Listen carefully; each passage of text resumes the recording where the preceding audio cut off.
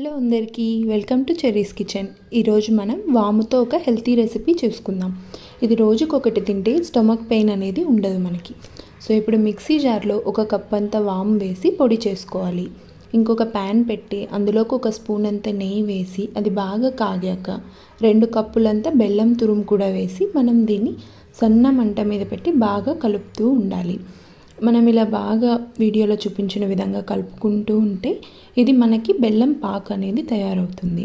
బెల్లం అనేది ఇలా మనకి పైకి బురుగుగా వచ్చి మంచి స్మెల్ వస్తూ కలర్ చేంజ్ అవుతుంది. ఇప్పుడు మనకి బెల్లం పాక్ అనేది పర్ఫెక్ట్గా రెడీ అయినట్టు.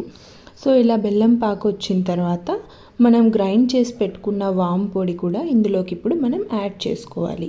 వాము పొడి కూడా యాడ్ చేసి ఒక 2 మినిట్స్ స్లో మంట మీదే కలుపుతూ ఉంటే మనకి ఇది రెడీ అయిపోయింది. దీన్ని రోజు బ్రష్ చేసిన తర్వాత చిన్నపిల్లలకు కూడా ఇస్తే చాలా మంచిది.